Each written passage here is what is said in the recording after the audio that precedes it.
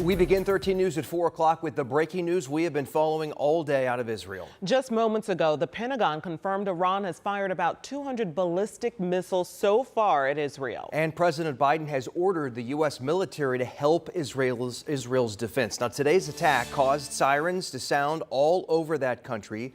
The missiles, as you perhaps can see in that video there, lighting up the night sky, and then smaller streaks of light could also be seen appearing to come from Israel's aerial defense system as the country worked to ward off those attacks. Here's Israeli Prime Minister Benjamin Netanyahu earlier this afternoon. Citizens of Israel, we are in the midst of a campaign against Iran's axis of evil. I said yesterday that these are days of great achievements and great challenges. What I ask of you is two things. One, to strictly obey the directives of the frontline command. It saves lives. And second, to stand together. We will stand firm together in the testing days ahead.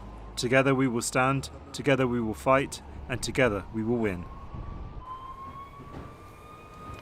Now, following the barrage of missiles, millions of people emerged from bomb shelters in Israel. So what's next? Well, Prime Minister Netanyahu is said to be deciding right now on potential retaliation, which some world leaders believe could plunge the Middle East into an all-out war.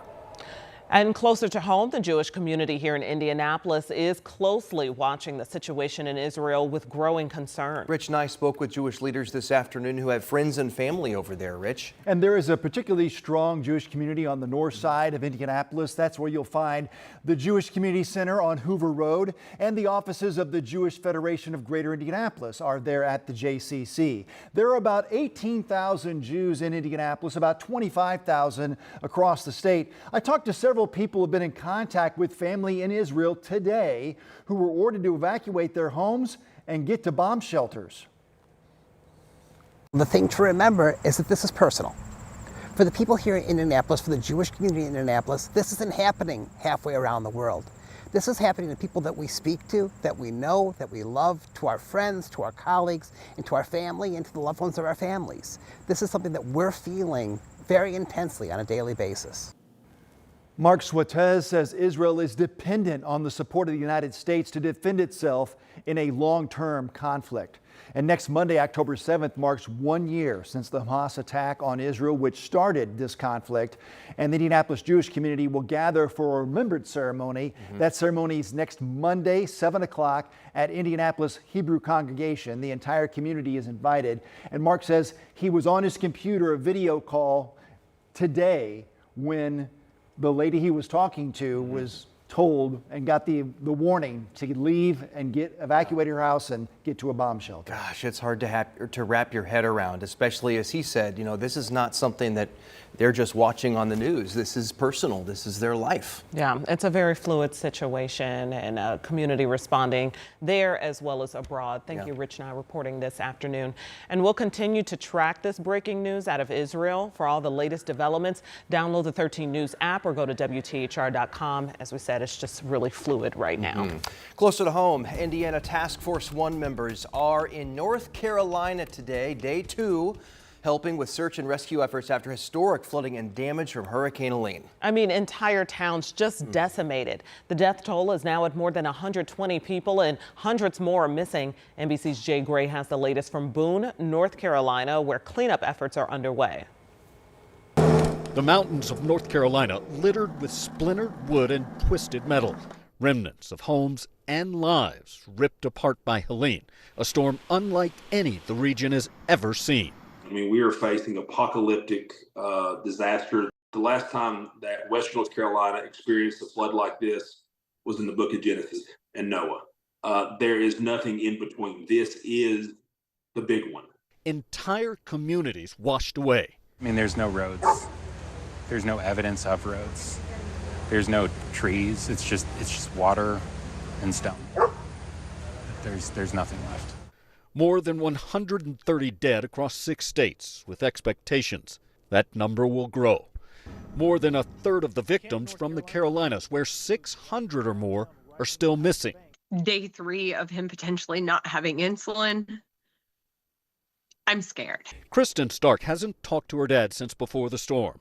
Like so many frantic to find loved ones, she's called dozens of times, but so far, no answer. It goes straight to his voicemail, and in some way, hearing his voice is a little comforting. There is little, if any, comfort in the hardest hit areas here. Survivors with no power, no cell service, clean water, food, and fuel scarce. There's actual whole communities that are completely cut off from the grid. Operation Airdrop flying in supplies where they can. In other battered communities, essentials carried in by donkeys. Life-saving measures in areas desperate for help they'll need for a long time here. Jay Gray, NBC News, Boone, North Carolina. Devastating images, scary situation, not being able to hear from your family member for days. And you're keeping an eye on the tropics right now. Yeah, look, nothing of immediate concern. We'll watch the Gulf and possibly Florida going into the weekend, but we've got several frontal systems that are going to protect the interior part of the country. If we do get another named system, the next one on the list will be Leslie. And that's because Joyce and Kirk are way out in the Atlantic. This is what's left behind of Joyce here. Now this is Kirk. Looks very healthy on satellite imagery. However, this is going to be what we call a fish storm, meaning it is just going to be out in the ocean. Now, we got a little spin that's in the Western Caribbean, but it's going to encounter quite a bit of wind shear. Okay, so, and you can see we've got multiple fronts. So there's a lot of shear in the Gulf. Now, with that said, if you have travel plans along the Florida Gulf Coast, it still may be rather unsettled going into the weekend and possibly even next week. And we'll keep tabs on that. Now, this is the story for us. We've got one of those fronts moving through, and it's going to be a difference maker. Still very humid, 66-degree dew point here in Indy. But look at Lafayette, look at upstream. That drier air will continue to move southeastward between now and sunset. It may squeeze out a couple of showers, but it eventually will take that cloud cover and pull it off the bed tonight. And that means we've got a much chillier night ahead. We'll talk about that and the weekend forecast coming up in just a few minutes. All right, Sean. And here's your check of traffic. Things looking a little bit heavy up on the north side. This is a look at I-465 and Ditch Road. We'll keep our eyes on that. Heavy, but still moving. And then we got to look at 70 West. This is west of rural Keystone exit there. Things are moving in both directions quite smoothly. And happening soon, the second rapid bus transit line is about to open in Indianapolis. Yes, it is. And we're talking about Indigo's Purple Line. And it's going to be a big change for drivers as well as for riders. And Indigo wants to help prepare you for what to expect. Our Karen Campbell has what riders and drivers need to know. Indigo's highly anticipated Purple Line will connect downtown Indianapolis to the city of Lawrence, and this is just one of those stations here near 38th and Post Road. The second rapid bus transit line will be open for riders in Indianapolis in less than 2 weeks, starting at the Downtown Transit Center to the Park Avenue station on 38th Street. Along 38th Street, both the red and the purple will alternate, giving riders a shorter wait time. From 38th and Post, the Purple Line continues to Lawrence, to Fort Bend and Ivy Tech.